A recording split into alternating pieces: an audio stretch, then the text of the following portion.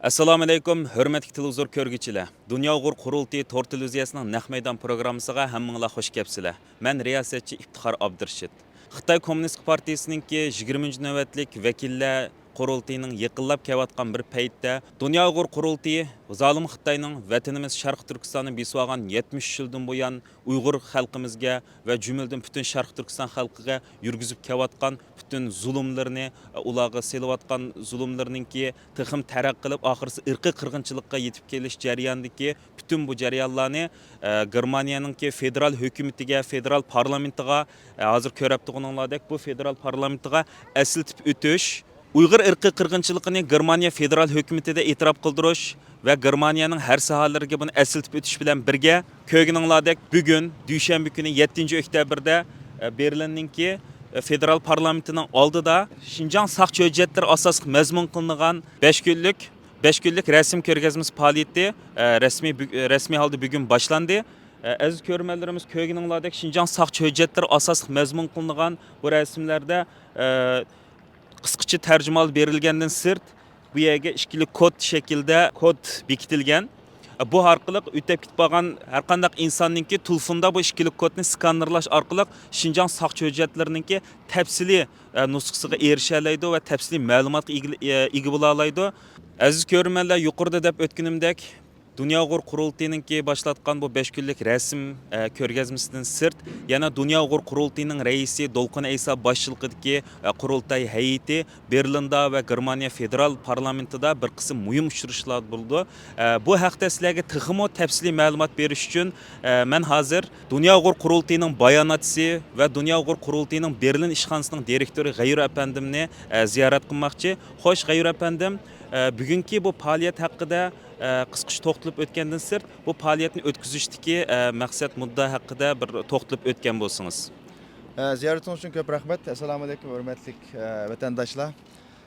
Bugun biz 10-oyninki 10-kuni Germaniyaninki poytaxti Berlin shahrida Germaniya parlamentininki oldida va shundaqla Germaniya bosh ministerlik saroyininki oldida vatanimizdagi irqiy qirg'inchilik haqida bir resim ko'rgazmasi ilib bordik. Bugungi bu faoliyatimiz bizningki bu mush hafta ichida o'rlashtirgan bir haftalik Berlin teşviqat ve siyasi ko'rishish faoliyatimizningki bir mazmuni. Biz o'tganki bir mezgillardan buyon jumladan Berlin ishxonasi ochilgandan buyon Germaniya va german tilida so'zlashadigan davlatlarda Uyg'ur masalasiningki, Uyg'ur irqiy qirg'inchilik masalasining siyaset meydanında muhim bir temaga aylanish uchun va shundaqla Germaniya va jumladan german tilida so'zlaydigan boshqa davlatlarningki bu masalada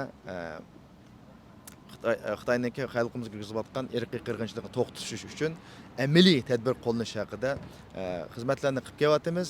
Albatta bizningki bu qitimliq ko'rgazma faoliyatimiz bizningki o'tgan yillarda elib kelayotgan faoliyatimizningki bir qismi va davomi. Hammamizga ma'lum Birleşken Devletler Teşkilatı'ndaki İnsan Hakları Ali Kengashida Uyg'ur masalasi haqida muhim reportlar chiqdi, dokladlar chiqdi va gerçi bu qitimliq qarar mezgili bu qitimliq qarorda mag'lubiyatga uchragan bo'lsaqmi, lekin Uyg'ur masalasi Birleşken Devletler Teşkilatı'da nihoyatda muhim bir masala sifatida o'tirg'a qo'yilgan shunday bir seviyaga yetdi. Bu ishlarning hammasida jumladan Germaniya hukumatiningki, Germaniya tashqi siyosatininki ko'p yordami va kuchishi bo'ldi.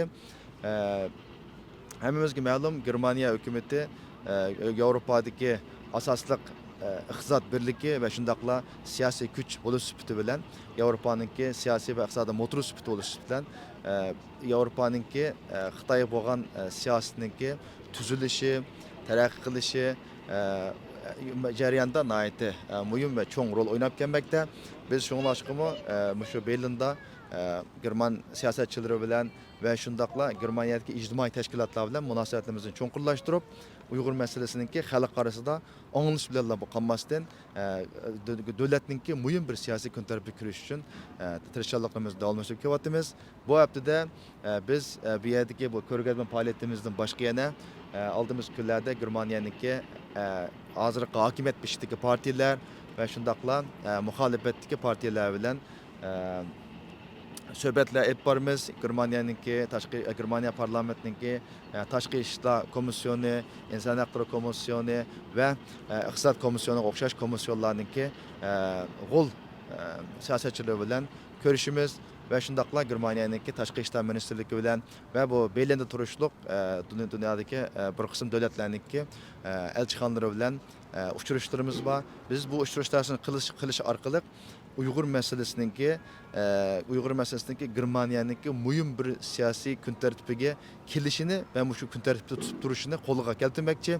Elbette bizninki o'tganlardan buyon qilib xizmatimizningki unumli bir natija sifatida Germaniya davlati Birleşken Devletler Teşkilatı İnsan Hakları Ali Kengashini merkez kanalda dünyada şu bunlarda Uyghur meselesini en qo'llayotgan bir hükümet bulup kelmekte.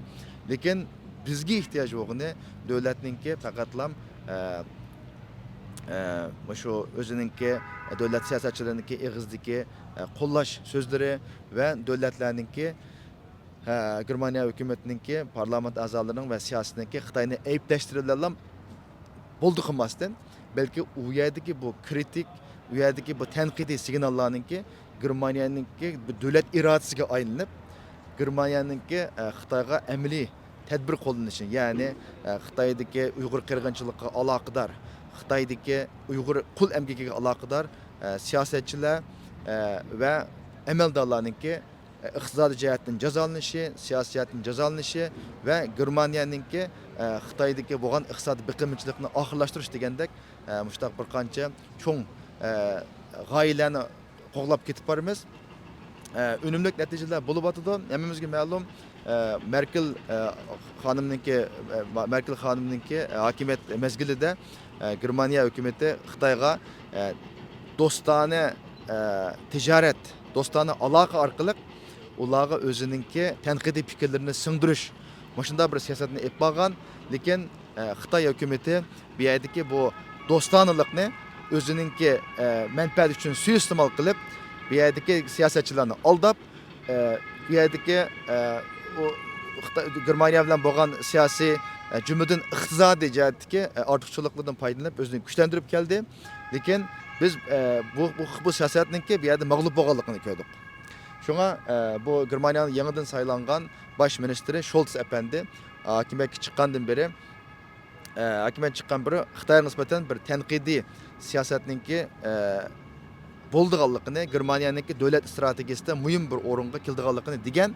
Lekin biz mushu taraqqiyotning tizilishi uchun jumladan Germaniyanınki Xitoy qaratgan bu tanqidiy siyosatida Uyghur meselesininki gol bir o'rinda, merkezi bir o'rinda kun tartibda kelishi va turishi uchun bu yerda biz tijoriy tirishchilik ko'rsatmasak bo'lmaydi.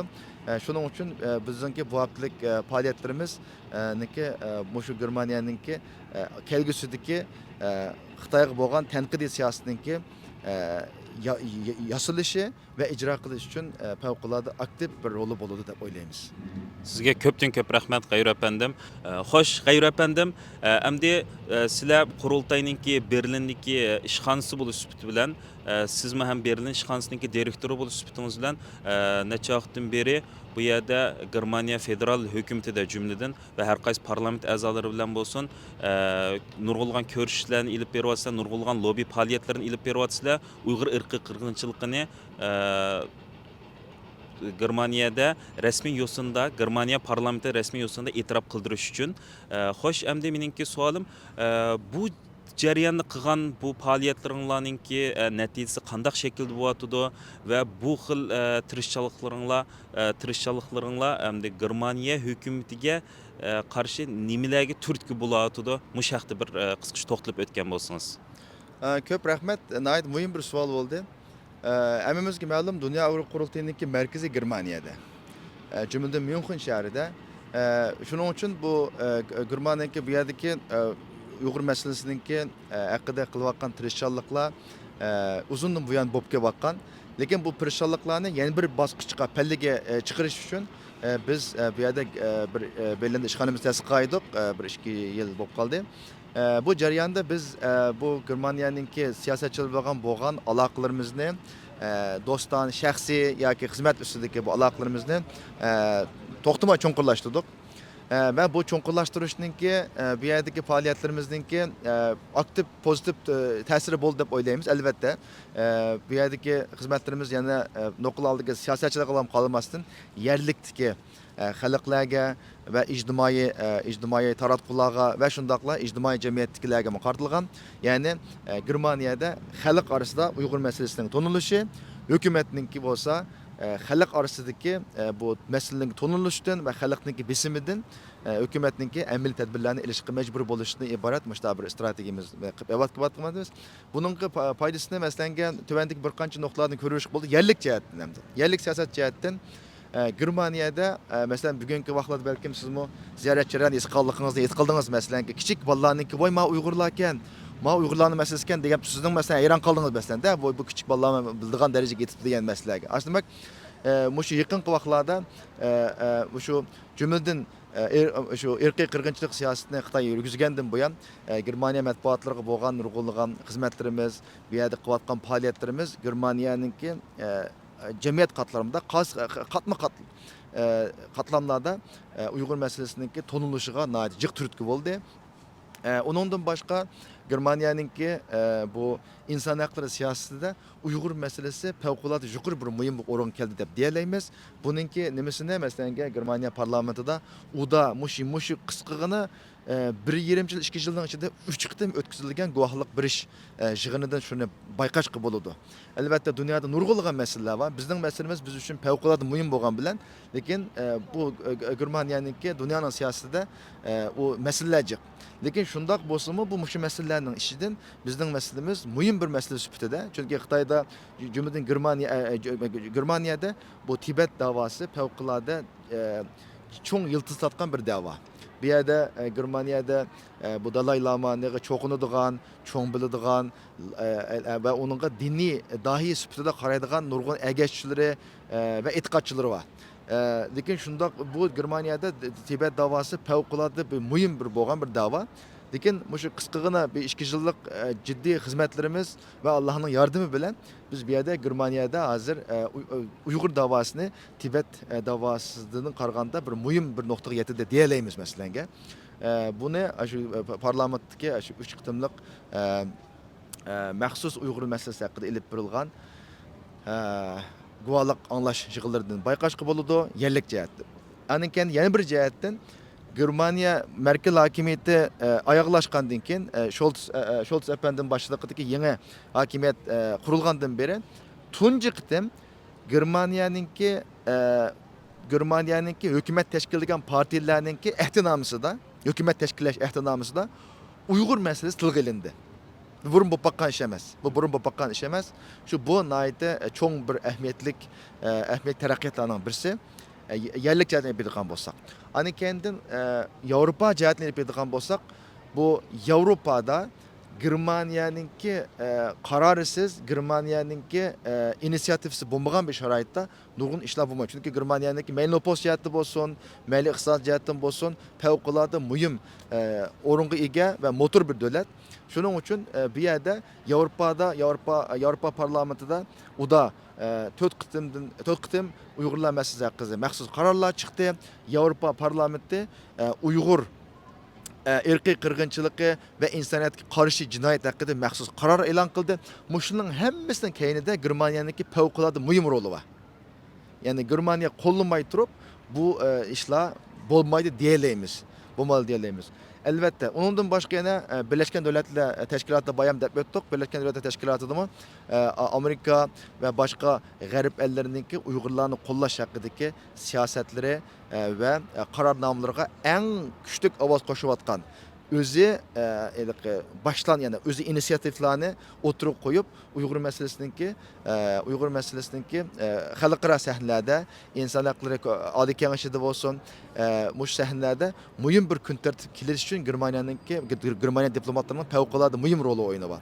Ondan başka Germaniyanınki bu Uygurlarınki Uygur muhacirliğindeki meselesi nispeten pozitif qarashtirib va Germaniyaga Uyg'urlarniki kelgan Uyg'urlarniki Uyg'ur muhojirlarniki ahvolga yaqin ko'ngil bo'lish bo'lsin degandagidek mana bir qancha nuqtalardan Germaniya hukumatiniki Uyg'ur masalasi bo'lgan endişesini yardımını his qila olamiz. Lekin bizning vatanimizdagi o irqiy qirg'inchilik vaziyatiga silishtirgan vaqt yana yetarli emas. Shuning uchun biz bugungi va bundan burun qilayotgan bundan keyin qilmoqchi bo'lgan faoliyatlarimiz orqali Germaniya hukumatini texmi dadil qarorlarni chiqib Xitoy hukumatiga bo'lgan bu bog'liqlikni chunki bog'liqlik deganimizda Germaniya Xitoyning eng chong savdo shirki. Germaniyadagi necha million ishchi, ya'ni xizmat o'rinlari Xitoy bilan bo'lgan tijoratlarga bog'liq. Mana shunday turg'uliqmi Germaniya hukumati yana az bo'lmagan Uyg'ur masalasida bo'lgan qo'llashlarni epadi, lekin Uyg'ur qirg'inchilik to'xtatish uchun bu yetarsiz albatta. Yetarsiz. Germaniyaniki nurg'un shirkatlari, masalan Volkswagen shirkati, BMW, Siemens degan shirkatlar Uyg'ur majburiy emgakiga chetishliq bir qancha statistiklar o'tirg'i chiqdi. Shuning uchun biz bu yerda o'zimizningki Germaniya hukumatiga bo'lgan besimini cheximi ko'rsatishimiz kerak. Germaniya hukumatining iborat, ya'ni inson haqlari, erkinlik va demokratiyatni o'ziniki asosiy qonun va bayrog'i yozgan bir davlat. Xitoydan iborat bu zo'ravon bir mudish hukumat bilan irqiy qirg'inchilik bo'lgan bunday mezgilda xuddi ish bo'lmagandek bunday normal savdo tijorat epasi bo'lmaydi. Shuning uchun biz hukumatga bisim ishlatishdan birga vaqt yana xalq bo'lgan tashviqotlarimizni kuchaytiryapmiz. Bugun ko'rganingizdek, masalan, misha kelgan nurg'unlagan o'quvchilar o'tdi. Boshlang'ich maktabdan o'quvchilari, o'rta maktabdan o'quvchilari, boshqa yoshlar degandek. Yoshlarning kamisi bu masalani anglaganliklarini ish og'irdiganligini, hissach qilganligini bildirdi va bu Xitoyni tanqidlash kerakligini, bizning qilayotgan faoliyatimizning to'g'ri ekanligini, Germaniya hukumatiga jig'imi besim ishlatish kerakligini, masalan, mush xalq his qilyapti shu narsani. Demak, bu yerda cho'ng bir umid bor. İşimizki shu yangi hukumat inshaalloh qisqa bir vaqtning ichida o'zininki Xitoyga bo'lgan bir tanqidiy strategiyasini tuzib chiqib, Xitoyga bo'lgan bog'liqlikni ojizlashtirib, Uyg'ur qirg'inchiligining bir kun bo'lsin burroq tugishiga foydali to'p qo'shi deyman. Sizga ko'pdan ko'p rahmat, nihoyat tafsili uchurlarni berdingiz menga va hurmatli ko'ruvchilarimizga. Men hem Dünya Uyg'ur qurultayiningki albatta bu qitimqi faoliyatlari tunji qitim bo'lmaydi. Germaniyadagi federal hukumati bilan bo'lgan va Berlinlik bo'lgan faoliyatlar haqida. Dünya Uyg'ur qurultayiningki Germaniya hukumatiga Uyg'ur irqiy qirg'inchiligini e'tirof qildirish jarayonida bu xil tirishchanligiga Berlin ishxonasining jumladan motor xarakterlik bir turtki bo'lishini, bir kuch bo'lishiga tilakdoshman. Sizga ko'pdan ko'p rahmat qayrapandim. Xo'sh, aziz ko'rmanlar, amdiki budaq ziyorat qilgan aziz mehmonimiz bo'lsa, Xatar ostidagi millatlar tashkilotininki Berlin ishxonasiningki mas'uli va vakili Stefan Seibenrock efendim. Stefan Seibenrock efendim Uyg'ur millatininki söyümlük dostu bo'lib qolmasdan Uyg'urlarga bo'lgan bütün har qanday shakldagi moddiy va ma'naviy jihatda har qanday shaklda har vaqt dinimiz bo'lib keldi. Masalan, bugun hozir sizlar ko'rganinglardek bu yerda yüznecha parcha aldı keyni şekilde mıhlangan Şinjan saqçı hüccetleriga dair bu mıhlaqlıq. Bununla biz ettiğen saat 8'de başlagandık bunu tayarlaşını. Ettiğen saat 8'den tartib kep biz bilen birlikte yardımlaşıp kolmu kol muşni tayarlap çıkışımızga nahayetli yaxşı yardımcı oldu. Hem de biz tövende Stefan Seibenrock efendimini ziyaret kılmakçı. Xo'sh, hurmatli Stefan Seibenrock efendim, navbatda Germaniya federal parlamentida Uyg'ur irqiy qirg'inchiligi texicha e'tirof qilinmadi. Buningki asosiy sabablari nima? Buningki bu qadar kechikib ketishiningki sabablari nima? Bu haqda bir qisqacha to'xtalib o'tgan bo'lsangiz. Lieber Herr Seibenrock, herzlichen Dank, dass Sie unser Interview akzeptieren. Wir wollen gerne mal fragen, warum der Bundestag bis heute der Uiguren-Genozid noch nicht anerkannt hat, warum sich der Bundestag immer noch verzögert, einen Beschluss zu fassen. Besten Dank. Warum zögert der Bundestag? Das ist eine Frage, ich möchte so sagen, die Genozidkonvention ins Leben gerufen haben genau dieses vorhergesehen, haben die Genozidkonvention, die als Antwort auf den Holocaust begangen von Deutschland entstanden ist, ins Leben gerufen worden ist, haben die Konvention extra so ausgelegt, dass die Staaten handeln müssen, nicht wenn ein Gericht entschieden hat, es gibt einen Genozid, es hat einen Genozid gegeben, weil dann ist es meistens zu spät, sondern wenn die Staaten den Anfangsverdacht sehen oder sehen hätten müssen. Das heißt, der Anfangsverdacht muss da sein oder hätte gesehen werden müssen. Und jetzt sind wir genau in dieser Situation. Die Vereinten Nationen haben das am 31. August bestätigt durch den Report, dass gehandelt werden muss. Und jetzt ist es Nebensache, ob das deutsche Parlament noch einen Genozidbeschluss macht oder nicht, weil es muss so oder so handeln nach der Genozidkonvention. Das haben die Gründungsväter zum Glück gut vorausgesehen und deshalb muss Deutschland handeln, auch wenn sie noch nicht eine Genozidkonvention wie 10 andere Parlamentarier oder Regierungsvertreter hervorgegeben, herausgebracht haben. Al bilan savolingіз uchun ko'p rahmat. Nihoyatda muhim bir savolni so'radingiz. Hammalarga ma'lum, Germaniya o'z vaqtida Yahudilarga qirg'inchilik qilib bo'lgan bir davlat va o'zi bu Germaniyaning shu qirg'inchilik qilib bo'lganlik bir tajribasi bor. Shuning uchun bu yerda qirg'inchilik degan gap deyilgan vaqtida bu nihoyat yaxshi bildi buning qanday bir ma'noda, qanday bir mantiqida kelganligini. Ve aynı zamanda Birleşken Devletler Teşkilatı, Birleşken Devletler Teşkilatı öz zaman kurulgan vaxtıda bu ırkı kırgınçılıktan tok tutuş, aldığını iliş ehtinamısını teşkilligen vaxtıda şu en mühim bir vəxiyyətinin ki bu ırkı kırgınçılıkını buluştun aldı da. Onunki alametini kögen aman, sezgen aman, onu aşağıda bir ırkı kırgınçılıkının bulup insaniyetke afet karakterlik bir netice ekilişinin ki olduğunu iliş üçün şunda bir məqsədlər bilen şunda bir ehtinamı hazırlangan. Elbette Germaniya hükümeti bugünküçe Uygur meselesi hakkında nəhayət pozitif, aktif rol oynagan bolsunmu, lekin bu Uygur kırgınçılıkını tehe resmi kırgınçılık dep atığını yok. Elbette parlament bunu insaniyetke karşı cinayet değillik hazırki vaktin özüde. Lekin ırkı kırgınçılık tehe demedi. Lekin miyadaki mühim mesele Germaniya hükümetinin cümleden Germaniya parlamentinin bunu nemi dep atığalık emas. Çünkü biz bir yerde şunu bilip yetişimiz gerek ki bu bir yerdeki algılığıç mesele bu meselenin ki nemi dep atalğanlık emas. Bu cinayetin tok tutuş. Bu cinayetin tok tutuş. Şunun için meyli onu Germaniya hükümeti hazır onu itiraf kılgan bolsun ya ki kılmagan bolsun.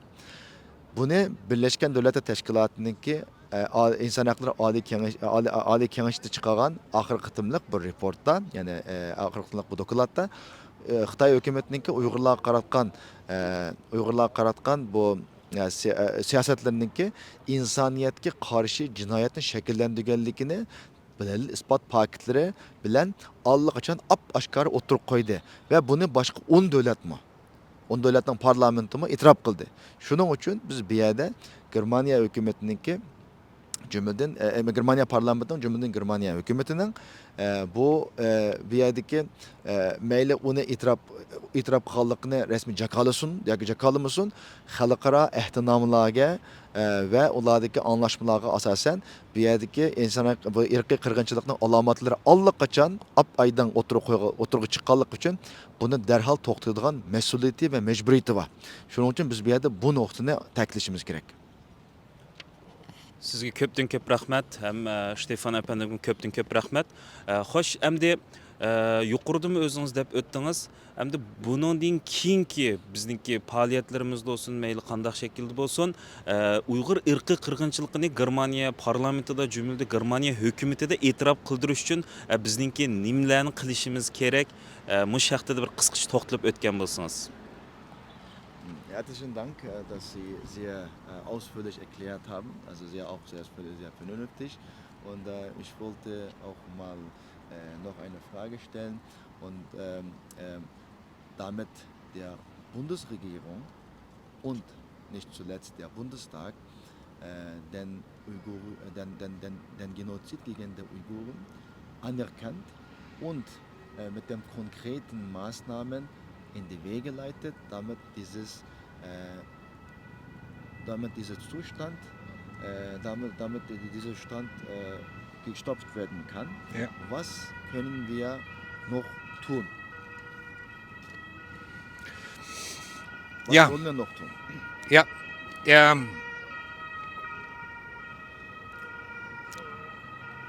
wir müssen den Parlamentariern das verdeutlichen, was wir zum Beispiel hier auf der Ausstellung sehen können.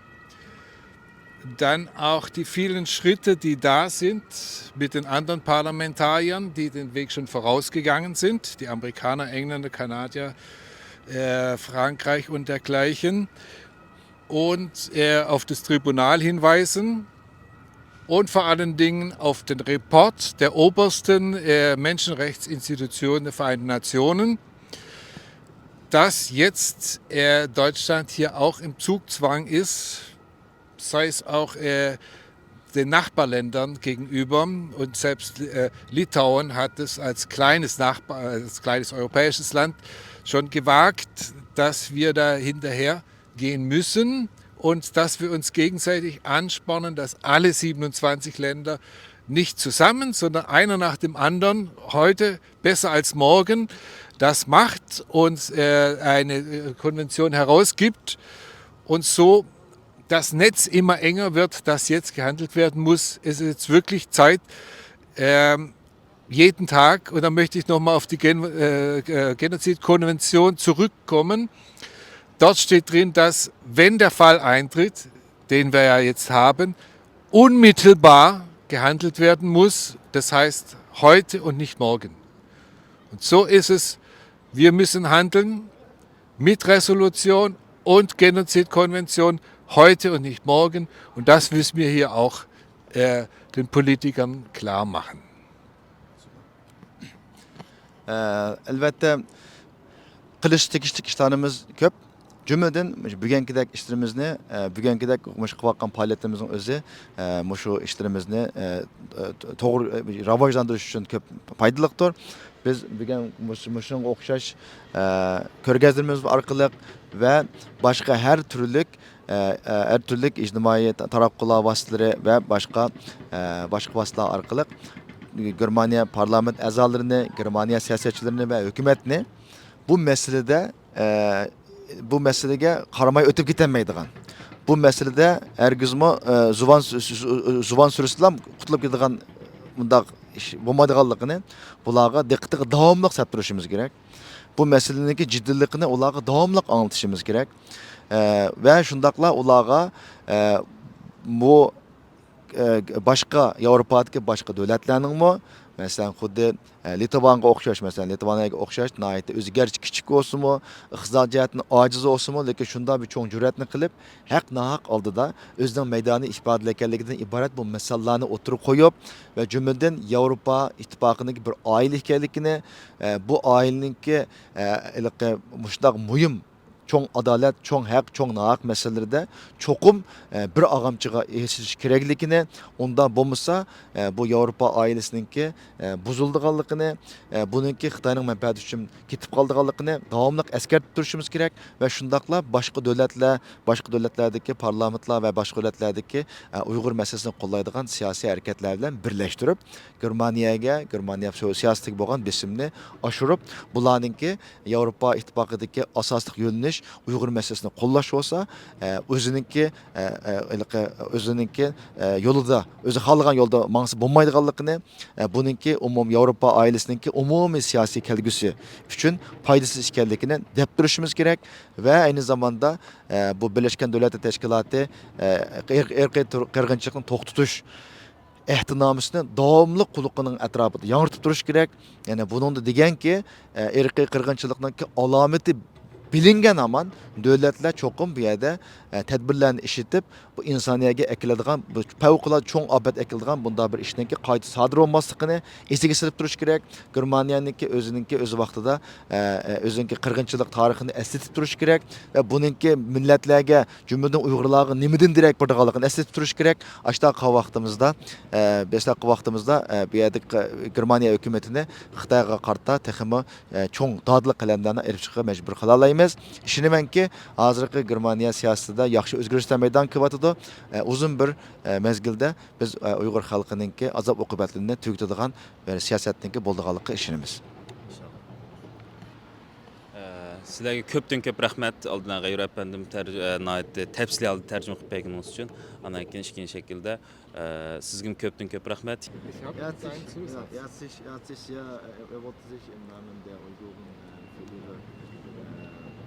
Langjährige Unterstützung und herzlich bedanken, dass damit wir weiterkämpfen, danken wir eigentlich unserer Unterstützer wie Sie. Ich möchte zum Thema noch was sagen. Manada ahırkı bir işki kız yapalım desem neydi? Evet, buldu. Ich wollte noch kurz anführen, da man hört auch was von einzelnen Gesprächen heute Morgen hier, das Problem, das manche sehen, wie sanktioniert man eine starke Macht, eine empfindlich auftretende Macht, und es geht. Wir müssen nur nach Russland schauen. Damals hieß es, als Putin auf die Krim einmarschiert ist, hieß es auch, wie und was geht nicht, und es ging. Wir konnten es nicht verhindern, aber wir haben sanktioniert, Europa, die freie Welt. Genauso ist es mit China. Es ist sehr gut möglich. Man muss nur anfangen. Man kann leicht anfangen. Die Geschichte mit Huawei und Technik, Netzwerken ist sicherlich, muss Vergangenheit sein, nachdem was passiert ist. Huawei gehört auch zu den Ausstattern für den Konzentrationslagern. Genauso Hikvision wird jetzt in 5400 deutschen Bahnhöfen eingebaut, die ratierlich renoviert werden. Dort müssen wir dagegen angehen. Hikvision macht die Kameras ja für die Lage. Und so geht es weiter. Das Einfachste ist noch der Hamburger Hafen, weil wenn die Bundesregierung bis 31.12. nicht zustimmt, ist der Deal geplatzt. Da kann sie gleich mal Farbe bekennen. Also es geht. Wir können auch sanktionieren. Es geht. Starke Worte. Nayta mühim bir noktani hoşum çıkıldı. Ahırık söz bo'lib.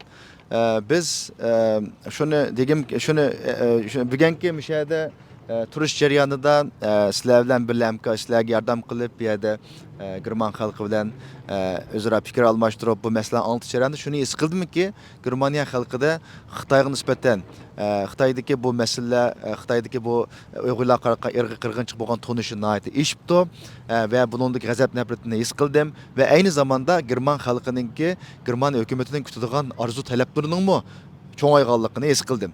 Yani bu yerda hozir shu Ukraina urushi bo'lishdan avval shu Rossiyaga qarshi embargo yurgizilgan masalalarda Germaniyada nihoyatda keyinga chekinib turadigan. Voy ani qilsak bo'lmas, manda qilsak yomon natija kelib chiqadigan mushta ahvollar bor edi. Lekin bu garchi Rossiyaningki Ukrainaga qilgan tajovuzini to'sib qololmagan bo'lsaqmi, lekin bu yerda hukumatning o'yg'onligini ko'rdik. O'z vaqtida bu Ukraina tajovuzini oldida hech tasavvur qilolmaydigan embargolarni, hech tasavvur qilolmaydigan cheklama tadbirlarni Germaniya dodillik bilan oldi. O vaqtda hech kim o'ylab bakmagan bunday bir ish bo'ldi deb. Shuning uchun biz kelgusiga nisbatan umidvor bo'lishimiz kerak. Devletninki, Germaniya devletininki imkoniyatlarini dodillik bilan ishlatadiganligiga ishonishimiz kerak. Ayni zamanda shuning bilan birga vaqtda biz Germaniya hukumatininki bu irqiy qirg'inchilik yuz berayotgan bir mezgilda bu Xitoy bilan bo'lgan iqtisodiy munosabatlarga cho'qim cheklama qo'yishning naqadar muhim ekanligini qayta eskartishimiz kerak. Masalanga bu nimaniki Huawei shirkati masalan Germaniyaniki tijorat sohalarida aktiv bir yerda nim qilyotidi.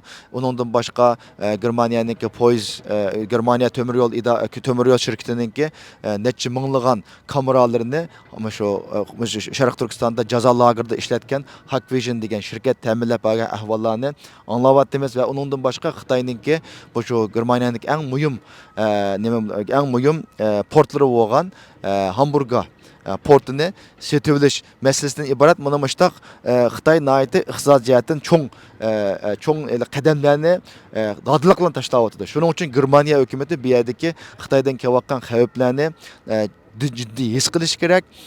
Irqiy qirg'inchilik bo'layotgan bunday bir mezgilda Xitoy bilan tijoratni davomlashtirish, normallashtirishning o'zi qat'iy xato.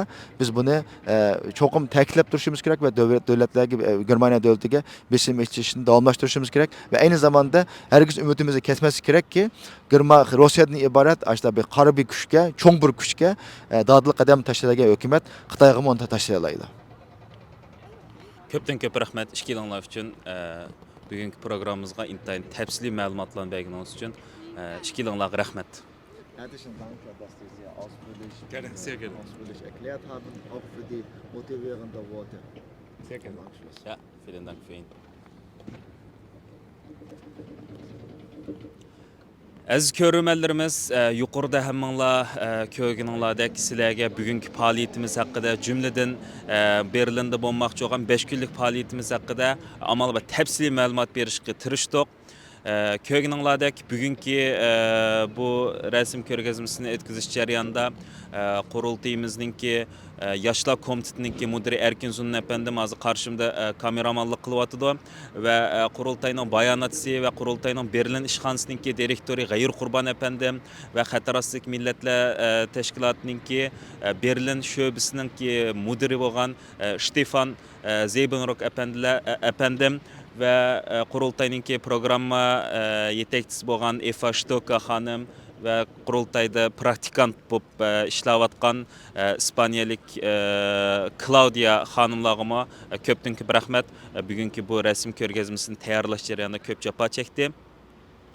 Xo'sh, aziz qarindoshlar, bugungi programmamiz mishad oxirlashdi. Sizlarga bu 5 kunlik bugundan e'tiboran boshlangan bu 5 kunlik faoliyat haqida amalba tafsil ma'lumot berishga tirishchanlik ko'rsatamiz. Germaniyaning poytaxti Berlindan hammanglarga o'tliq salom. Men riyosatchi Iftixor Abdurshid. Allohga omonat.